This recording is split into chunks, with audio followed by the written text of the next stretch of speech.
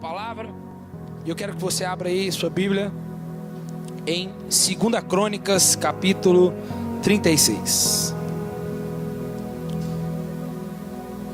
Irmãos,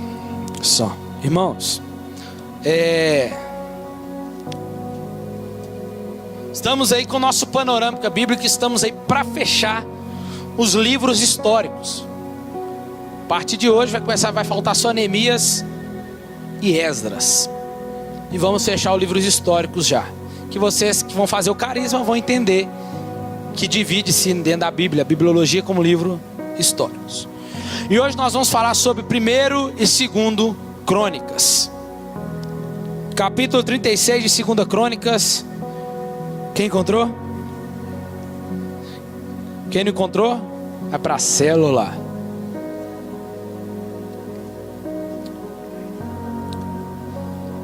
Diz assim, vamos ler. Vamos ler a partir do versículo 14.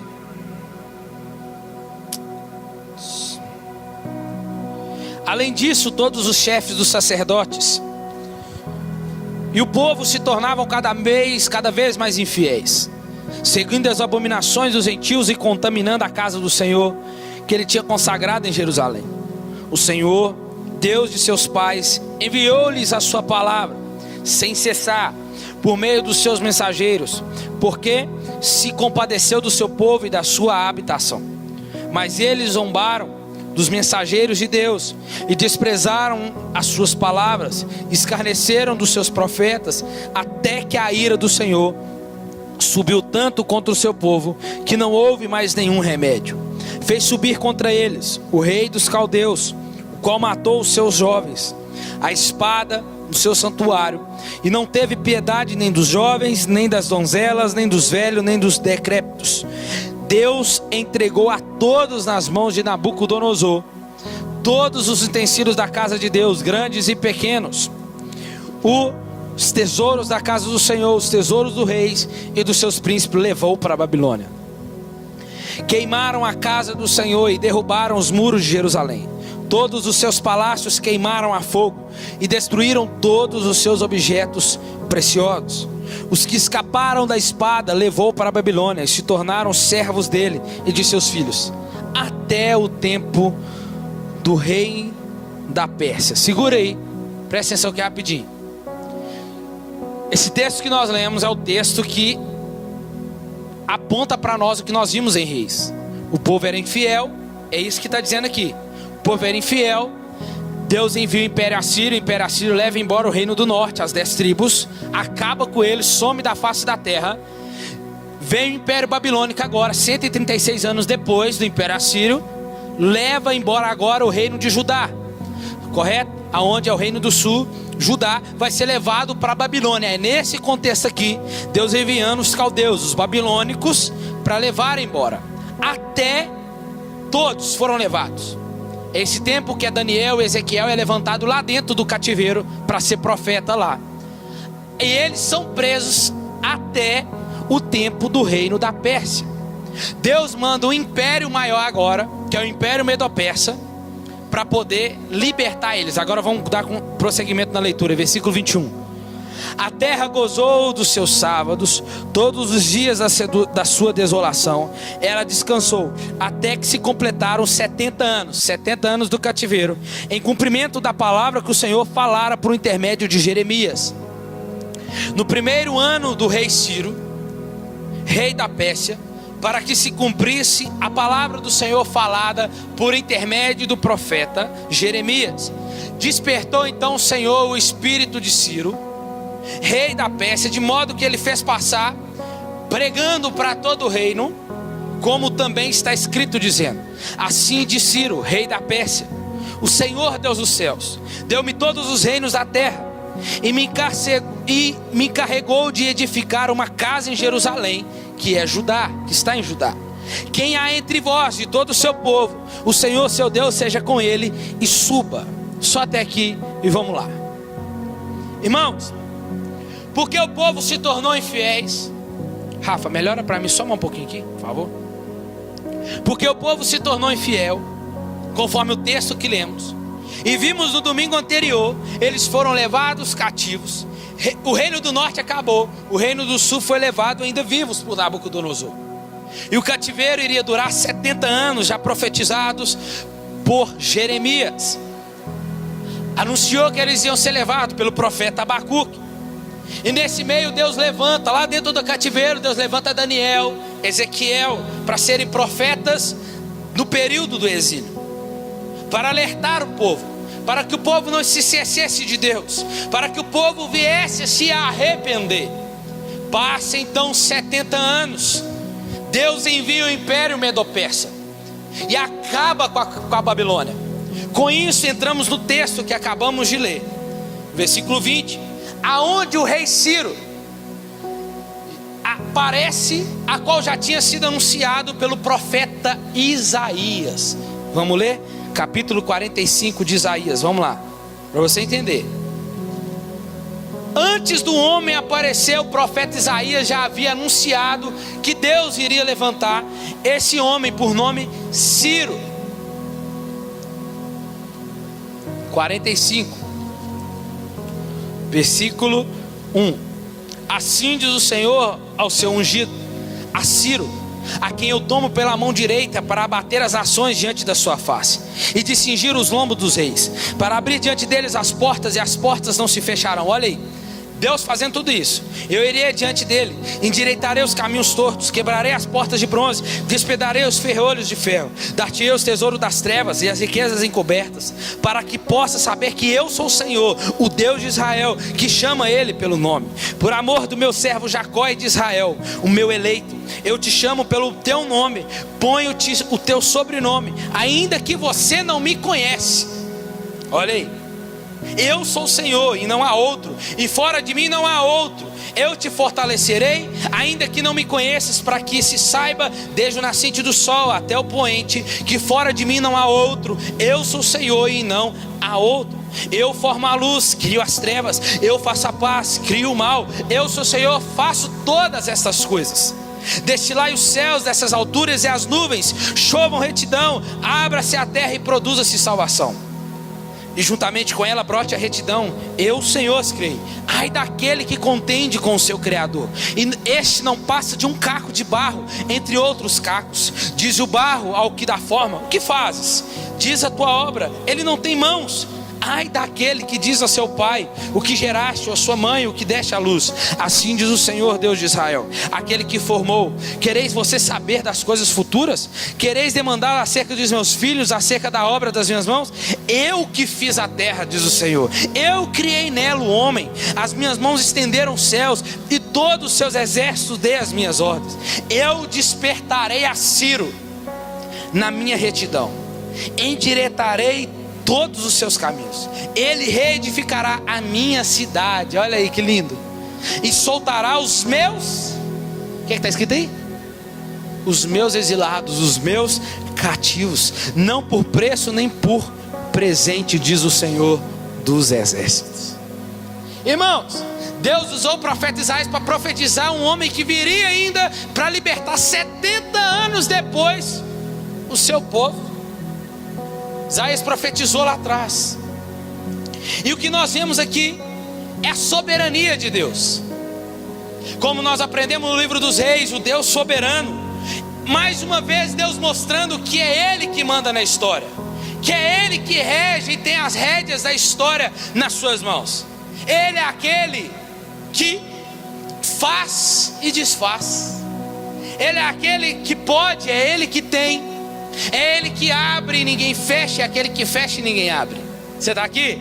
Amém? É Ele que dá, é Ele que tira, é Ele que humilha, mas também é aquele que exalta, é aquele que pode, é Ele que faz viver, é Ele que faz morrer. Mas por quê? Porque Ele diz: porque eu sou o grande eu sou, e ninguém pode fugir das minhas mãos. Ele está dizendo isso aqui. Então no texto de 2 Crônicas, Deus livra Israel através do rei Ciro, no texto que nós lemos, conforme já profetizado pelo profeta. Eles vão voltar para casa. Mas é aí que entra esses dois livros aqui, que são livros do período do exílio, irmãos. Preciso que você entenda isso. Os livros de crônicas são livros do pós o exílio. Você vai entender o porquê.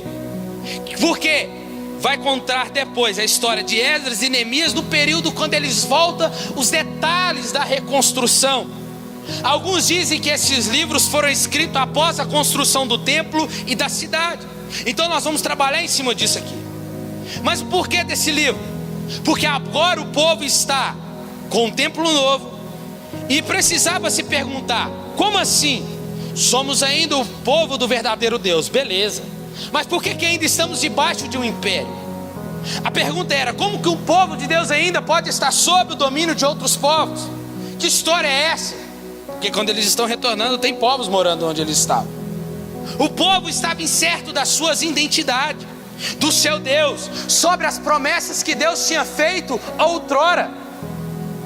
Porque somos um povo do verdadeiro Deus, embora estamos debaixo do Império Persa, mas entendemos que a verdadeira centralidade do mundo é Jerusalém, é o templo. O povo, irmãos, está retornando depois de 70 anos para a sua terra. Tem povos morando lá. Está totalmente diferente da época de Davi e de Salomão. Não havia um judeu sequer lá, mas sim um governador persa. Não havia mais segurança em Jerusalém. Zorobabel, quando retorna, vai reconstruir um templo. O templo bem mais simples agora, tinha poucas riquezas. A presença não residia mais em Jerusalém. Em termos brandos, o futuro de Israel estava incerto. Parecia desolador quando comparado aos templos do tempo de Davi. O retorno deles é amargo e doce, mas isso tudo deve eles lembrar que se dava por causa das suas desobediência e pecado. O pecado pessoal, a falsa adoração e a confiança no homem em vez de Deus. Aí entramos em 1ª e 2ª Crônicas, de forma aonde o autor vai nos mostrar que o propósito inicial é relembrar o povo. Agora vocês vão entender. É relembrar o povo a história de quem eles são, de onde eles vieram, como eles surgiram. É como nós aprendemos no Pentateuco. No Pentateuco, Moisés está lá no final de Deuteronômio, recontando toda a história para o povo. Novamente, relembrando a eles, fazendo com que eles usem o passado como uma fonte para os seus futuros. Da mesma forma agora, o povo está retornando para sua casa. Depois que Ciro liberta eles estão retornando, mas agora eles não estão sabendo quem eles são. Como assim? Aonde está Deus? Eles não tinham mais o templo para poder adorar, eles não tinham mais o templo para poder sacrificar, eles não tinham mais sacerdotes, não tinham mais levitas. Então o autor, o cronista, vai nos apontar e nos mostrar agora. Eles vão contar a história agora. O que Deus quer nesse propósito é mostrar essa história para o povo, apontando para eles quem eles são, de onde eles vieram, para eles começarem a entender e retornar às suas práticas. Deus tem isso, irmãos. Às vezes Deus tem que nos lembrar algumas coisas acerca de quem Ele é e acerca do seu caráter. O que nós vamos ver em Crônicas aqui são coisas omitidas em Samuel e em Reis. No livro dos Reis, a história é dada a partir do trono. Já em Crônicas é a partir do altar e do templo. No livro de Reis, o palácio ocupa o lugar de destaque. Em Crônicas é o templo que se destaca. O livro de Crônicas tem grande importância, como a genealogia, como nós vamos ver lá em 1ª Crônica. Instituições de culto, o templo vai retornar. Como cultuar, como chegar diante de Deus, vai retornar.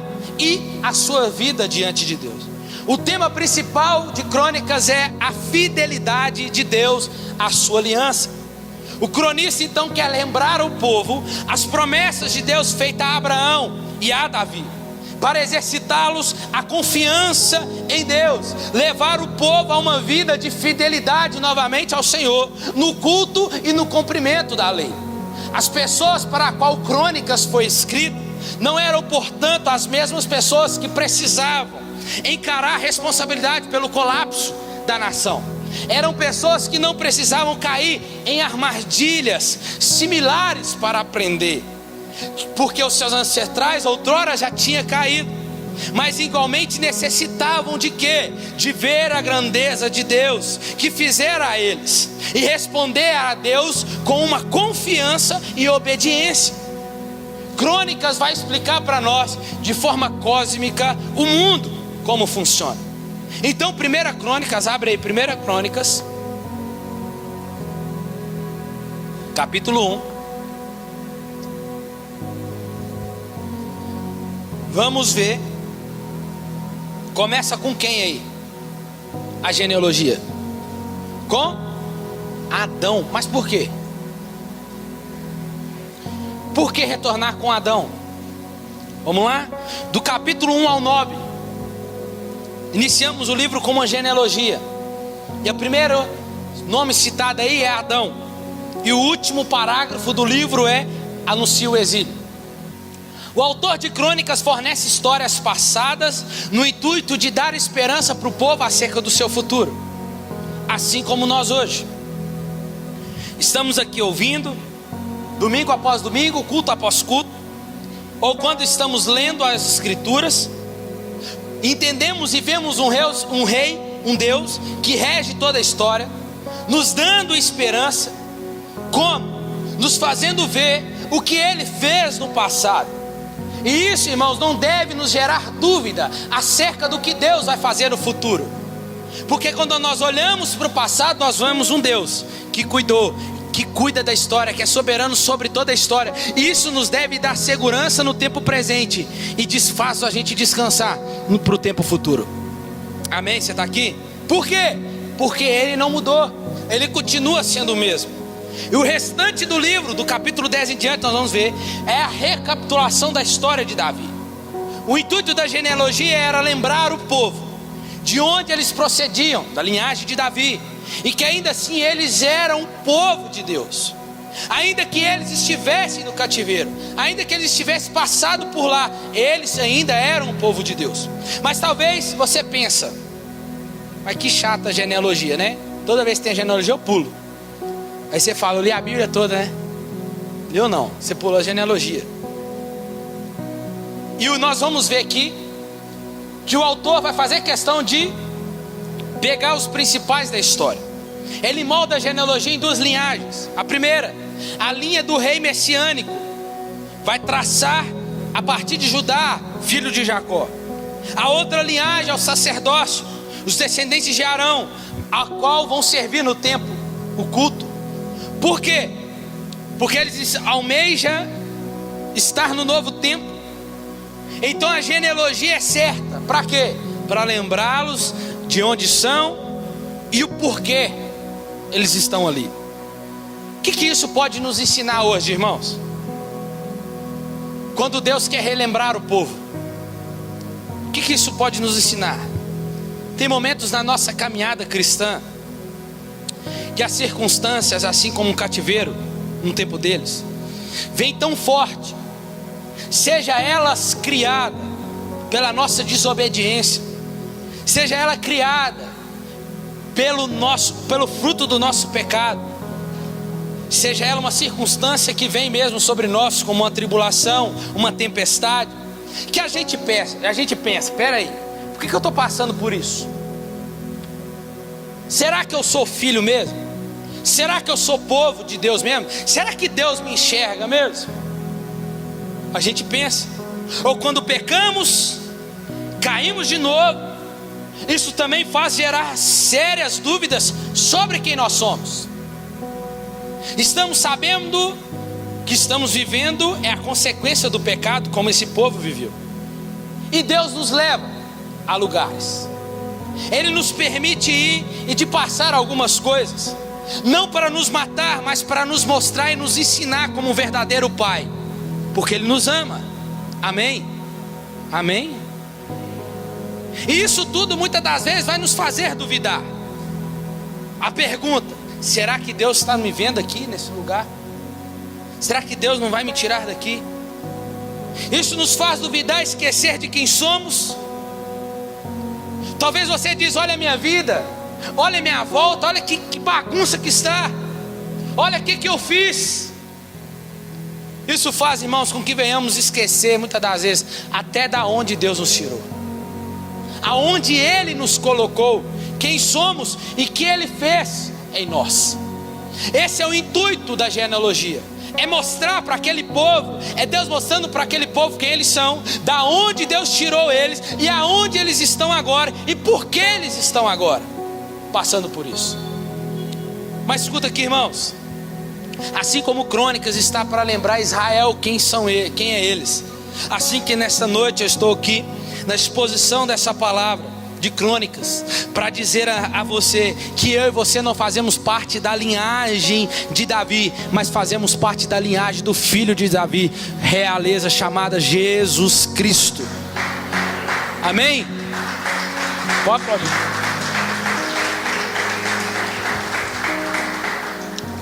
E nós somos a igreja, somos o povo dele, nós temos promessa, nós fazemos parte da aliança, nós somos povo dele. Eu sou o povo dele, você é povo dele. E é isso que Deus requer de nós, que eu e você venhamos lembrar que ainda que o que você passou ou esteja passando seja fruto do seu pecado, é você se arrepender. Porque mesmo assim, diante das circunstâncias, diante das circunstâncias, o Senhor nos diz nessa noite que independente disso, nós fazemos parte da aliança, que isso que você está passando faz parte do propósito dele. Ele está usando para te trazer você para perto dele de novo. É isso que Deus está fazendo. Nós fazemos parte da aliança no Calvário, porque ele mesmo diz em 2 Pedro que ele não nos comprou nem por prata, nem por ouro, nem por pedras preciosas, mas ele nos comprou pelo seu precioso sangue. Amém? Então entenda, Deus não vai te perder. Mesmo que ele use essas circunstâncias, as tempestades, as tribulações, o fruto do seu pecado, as consequências, para trazer você para perto dele de novo. Ele pode sim usar o cativeiro. Ele usou os babilônicos, ele usou o Império Assírio, ele usou um ímpio chamado Ciro para libertar o seu povo. Então ele pode sim, porque ele tem o controle de tudo e de todas as coisas. É para você lembrar que você é dele. As genealogias então apontam para esse fato, de que as promessas davídicas provinham de um juramento que Deus tinha feito a Abraão, e que ele seria pai de multidões, que seria uma grande nação e seria abençoadas. Então o tema principal é a permanência da aliança de Deus. Mas escuta, Deus não é fiel à aliança por causa de nós. Ele é fiel à aliança porque ele não joga conversa fora. Ele é fiel à aliança por causa do nome dele. Você está aqui? Ele é fiel à aliança por causa do nome dele. O nome dele, a sua glória, a qual ele não dá outro. Se está em jogo a glória dele, ele assina, porque é a glória dele, é o nome dele. Então escuta uma coisa, é isso que nós vemos na genealogia, um Deus fiel à sua palavra. Por isso não podemos abandonar as genealogias, porque olha, começamos com Adão, ou seja, Deus mostrando que não os abandonou. O Senhor não os desprezou, não retirou a sua aliança. É isso que Deus está mostrando para eles. Vocês estão vendo? Eu estou começando de Adão, eu estou com vocês, a aliança é só uma. A aliança é só uma. Eu comecei com Adão e estou até hoje com essa aliança com vocês. Deus, através da genealogia, mostra para nós, irmãos, que ele permanece fiel, começando com Adão, o primeiro homem. Amém? Deus não tem plano B. Plano B é para quem não deu certo no plano A. Deus só tem um plano e ele permanece até os dias de hoje. Ele continua então, isso que aponta para nós, ele continua sendo quem ele sempre foi. E a razão da genealogia é para mostrar uma continuidade. Uma genealogia quer fazer, o que quer nos mostrar? A continuidade da fidelidade de Deus na sua aliança para com o povo. Então para estes então que retornaram, as genealogias se tornaram uma espécie da sua própria identidade. A aliança com o Senhor os caracterizava como povo escolhido de Deus, habitando na terra por Ele prometido. Trazer o passado à tona era para que eles entendessem a continuidade como elemento que dava sentido à situação presente em que eles estavam. É o cronista contando tudo para eles. Agora eu estou entendendo. Então foi por isso que a gente foi para lá. É por isso que os nossos pais foram para lá e passaram 70 anos. Agora eu entendi. Genealogias como essa, irmãos, podem até parecer secas para nós, mas ela nos lembra que Deus nos conhece pessoalmente, de forma peculiar. Até mesmo o número de cabelos é gravado para sempre na mente de Deus, mesmo se você já ficou careca hoje. Se nós pertencemos a Cristo, nossos nomes estão gravados nele. Amém? Isso nos mostra como Israel estava no plano da aliança de Deus. Capítulo 10 até o 29 de 1 Crônica, as histórias de Davi. O cronista vai deixar de fora o reino do norte, porque lembramos que não existiu nenhum rei fiel. De 21 reis que foram levantados no reino do norte, nenhum foi fiel a Deus. De 12 que foram levantados no reino do sul, 8 foram bacanas, que da onde veio Davi.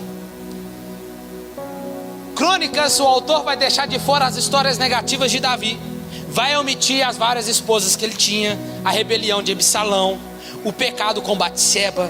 Davi é demonstrado em Crônicas como um bom rapaz, e ainda vai mostrar histórias que nós não vimos em Samuel e nem em Reis, como Davi preparando, recolhendo as ofertas para a construção do templo que seria para o seu filho Salomão. E no capítulo 28, versículo 11, versículo 19, aonde Deus vai entregar os planos para ele, como seriam os projetos, assim como ele fez com Moisés, para o plano para construir o templo aonde Salomão iria construir. E por que este novo material em Crônicas sobre Davi? Primeiro, o propósito do autor não é esconder as falhas de Davi, porque a gente viu em Samuel e em Reis.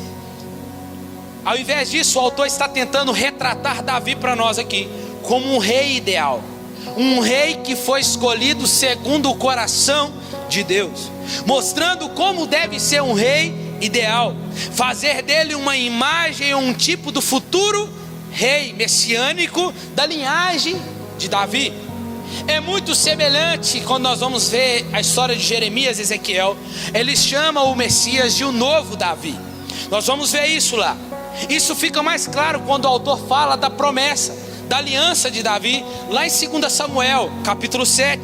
Vamos ver que nem Davi, nem Salomão e nenhum outro rei poderia ser o rei messiânico da linhagem de Davi. Por quê?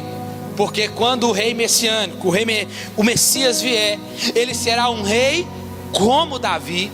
Assim, as histórias de Davi no passado são as que sustentam a esperança para o futuro que virá o Messias.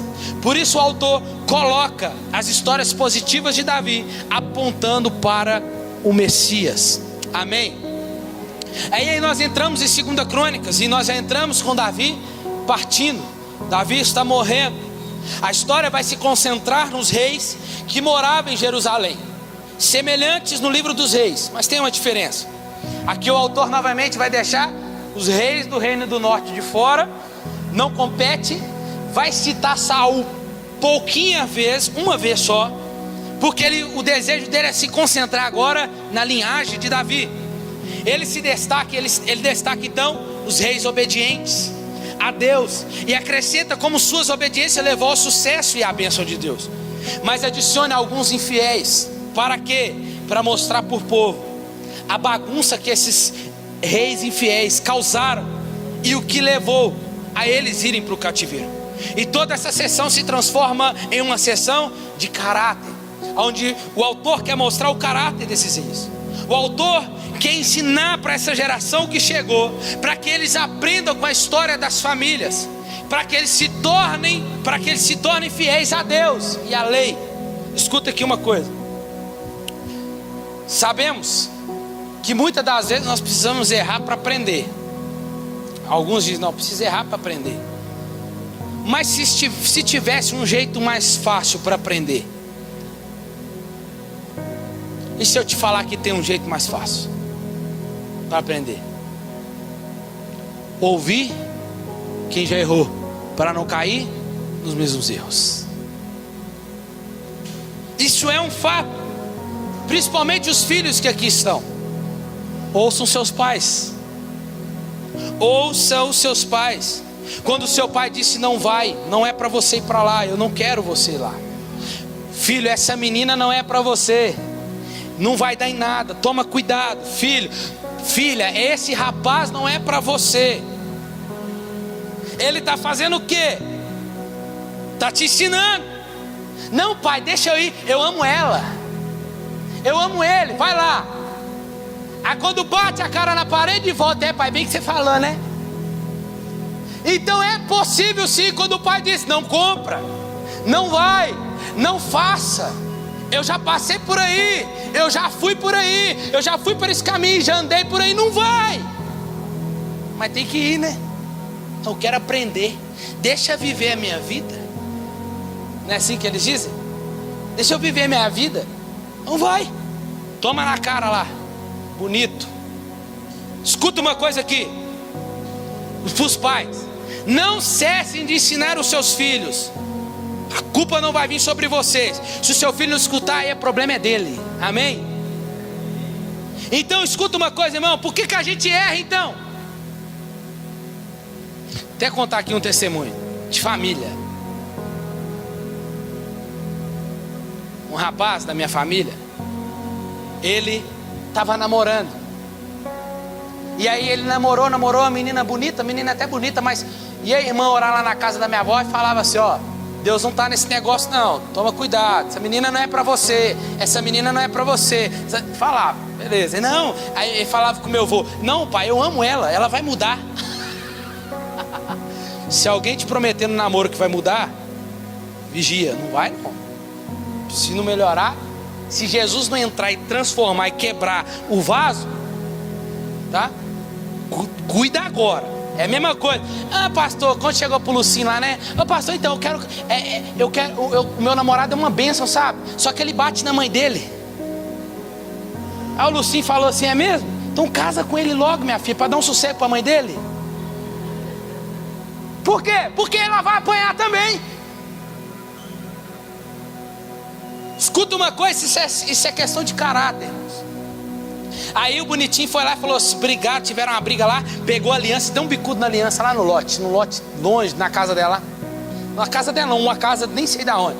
Brigaram na rua, aí ele foi lá e falou assim, Deus, se for do Senhor eu casar com ela, eu vou achar essa aliança, mas se não for do Senhor eu não vou casar com ela. Tá ele lá chamando os capinadores, contratou para capinar. Não achou aliança. Casou com ela. 5 anos depois, divorciado. Colocou Deus na frente, tá vendo? Deus vai mostrando, não quer ouvir? Não, então toma na cara. Toma na cara para aprender. Escuta uma coisa aqui. Então por que a gente erra, irmãos? Porque não aprendemos com a história de Deus, a Bíblia. Porque não lemos a Bíblia. Olha quanto aprendizado nós estamos tendo aqui de Gênesis até aqui agora. Quanto aprendizado estamos tendo. É Deus aqui em Crônicas contando a história do seu povo lá atrás, mostrando para eles o povo que não ouviu, o povo que não obedeceu, o povo errou porque não seguiu, o povo errou porque não aprendeu, logo se desmoronou e precisou ir para o poço para aprender. Claro, se Deus quiser levar você para o poço para a proposta dele, Ele vai levar.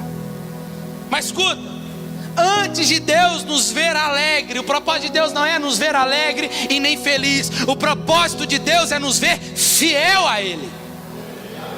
Esse é o propósito de Deus.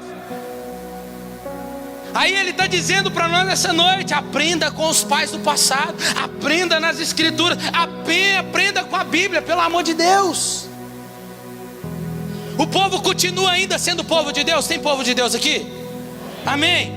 Então Deus não mudou, Ele continua sendo o mesmo Deus dos mesmos princípios, o mesmo Deus das mesmas regras, o mesmo Deus. Então temos que dar ouvidos a Ele. Errou porque quis aprender, porque não leu, porque não aprendeu. Errais por não conhecer as Escrituras, diz Jesus. Isso tudo é uma questão de caráter, irmão, para que venhamos ser fiéis. Obediência traz a bênção, enquanto que desobediência vai trazer julgamento. Precisamos nos arrepender, aí virá o perdão. É isso que o cronista está ensinando para esse povo. Aprenda com seus pais para vocês, aprenda com o passado para vocês não me pulgar, porque se vocês errar de novo, eu faço de novo. É isso que Deus está dizendo. Partindo para o final, a história de Israel pertence assim, como a minha e a sua, ao propósito de Deus para todo mundo. O cronista tem interesse em narrar os descendentes de Adão até o cumprimento das promessas dos judeus quando eles voltam da terra. A história do povo de Israel pertence ao Deus de Israel. A história da igreja pertence ao Deus da igreja. Amém? Então o interesse do cronista aqui é relacionar o passado do exílio com a esperança futurista de reerguer o templo. Nós encontramos então nesses relatos que, embora o exílio tenha ocorrido como advertência por parte dos profetas, que já tinham profetizado e eles rejeitaram, ainda assim, irmãos, Deus se manteve fiel à aliança. E é bom nós lembrarmos, irmãos, que Deus é que estava mantendo a sua promessa de pé. É Deus que estava com a sua aliança na mão. Deus não estava mantendo a sua promessa de pé por causa do povo, não, mas por causa do seu nome. Vou dizer de novo, Ele é fiel ao que Ele mesmo disse. O povo está aprendendo as duras penas, logo Deus vai renovar as promessas. Irmãos, a igreja tem promessa, sim ou não? E essa promessa é baseada em Jesus.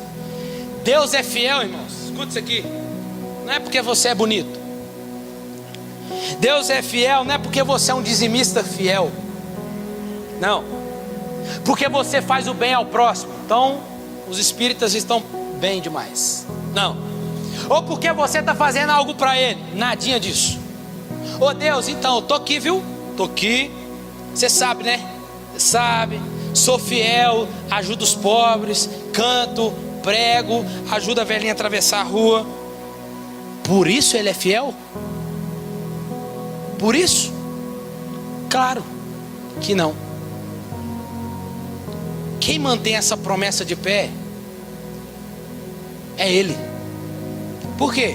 Pois quem falou foi Ele. Foi Ele. Assim como a minha e a sua salvação, quem nos comprou foi Ele, quem segura a nossa salvação é Ele. E Ele mesmo diz: aquele que o Pai me deu, ninguém pode arrebatar das minhas mãos. Então escuta uma coisa: Deus não é filho do homem para que minta, nem filho do homem para que se arrependa. Deus não é eu e você, irmão. Um dia você está bem, um dia você está mal. Um dia você fala um trem aqui, um outro dia você não está cumprindo o que você falou. Deus não é assim. Se Deus falou, está falado. Então entenda, irmão, nesse dia de hoje somos povo dele. Não é eu e você que mantemos a aliança de pé. Deus não, a promessa dele de pé por aquilo que nós fazemos. Ele que mantém fiel a sua aliança a nós por aquilo que saiu da sua boca, por causa do seu filho. Isso aponta para o que Cristo faria, irmãos. Deus viu que nós não poderíamos nem conseguiríamos acertar, pegar a nossa parte na aliança e andar com Ele. É por isso que Cristo veio. E glória a Deus por Jesus Cristo. Graças a Deus por Jesus Cristo, que assumiu na cruz a minha e a sua parte, porque nós não iríamos conseguir. Isso aponta para isso. Então, irmãos, na história da redenção, para que a gente entenda, o termo aliança é um dos principais desses dois livros. Em 1 Crônicas aparece 13 vezes, em 2 Crônicas 17 vezes. Lá diante do exílio, lá dentro do exílio, era lícito perguntar se Deus havia rejeitado o seu povo. Será que Deus esqueceu da sua aliança? Será que Deus esqueceu de nós aqui? Parece com a gente, né? E para demonstrar que Deus não esqueceu do seu povo, o cronista começa com a genealogia. É o modo que Deus demonstrava que não havia rejeitado a sua aliança. Davi vai contar, olha que lindo, profeticamente, 1 Crônicas capítulo 16, versículo 33. Davi vai contar um salmo de gratidão ali. E nesse salmo ele vai dizer assim, que o Senhor iria recordar da sua aliança até 1000 gerações. Quando a Bíblia retrata até 1000 gerações, está dizendo que será para todo sempre. O Senhor será fiel à sua aliança para sempre, irmãos. Então lembrai-vos da palavra dele. É preciso recordar que a promessa não falhou, e que o reinado está sob comando dos descendentes de Davi. O reino de Deus agora é visto além das fronteiras, inclusive no exílio. Apesar de não haver mais uma monarquia teocrática, de modo que Davi pudesse reinar de uma forma visível em Israel, um reino eterno. O reinado de Davi continuaria. Isso demonstra para nós que o reino terreno é um sinal daquele reino que foi prometido e que virá em plenitude. O grande descendente eterno de Davi, o mediador messiânico, era sim aquele que deveria estar reinando e já reinava com seu pai naquele momento. Na história da redenção, a demonstração de que o reino de Deus não era físico e nem era aquele que Jesus falou em João capítulo 18, sobre o reino dividido. É o rei ali assentado no trono em Jerusalém, aonde por trás de Davi estava o descendente que já reinava, Jesus Cristo. E certamente o Senhor não iria quebrar e nem anular a sua promessa. Então a conclusão do livro é única para nós aqui nessa noite. No capítulo final que lemos, o imperador Ciro Persa, agora a gente volta para o final que nós lemos, você vai entender. O imperador Ciro Persa diz para eles: podem voltar para casa e reconstruir suas moradias. Ele diz no final do seu livro: não é para ficar ninguém aqui, é para todo mundo subir, que é desse povo. Termina o livro com uma frase incompleta.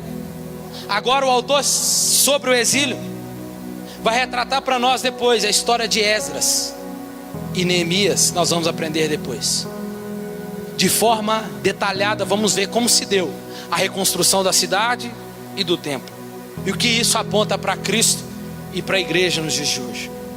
Mas claramente, a esperança dos israelitas não findou ali, não foram cumpridas nesses eventos, ainda será. Quando o Messias vier e reconstruir o templo e restaurar o povo. Assim o livro de Crônicas das histórias judaicas termina direcionando para o futuro. Ele chama o povo de Deus a olhar para trás, a fim de olhar para frente. Porque o passado agora, para eles, para o povo de Israel, se tornou uma fonte de esperança para o futuro. Quem eles seriam agora? Assim como nós hoje. O nosso passado, da onde Deus nos tirou. Você lembra da onde Deus te tirou, não lembra? E o que Ele fez por você deve servir como uma fonte para olhar para a promessa que já está segura nas mãos de Jesus Cristo. Precisamos então aprender com Crônicas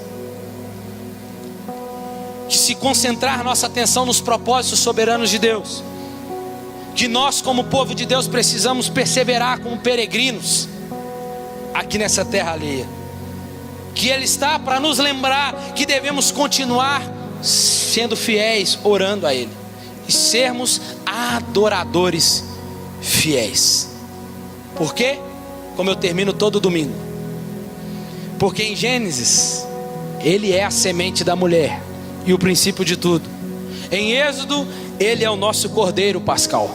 Em Levítico Ele é o nosso sacerdote e o sacrifício. Em Números Ele é a rocha ferida. Em Deuteronômio Ele é o verdadeiro profeta.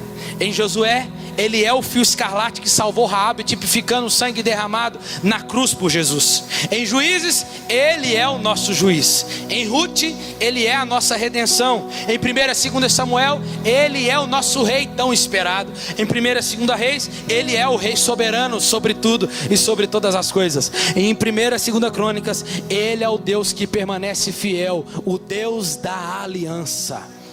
Fica de pé no seu lugar.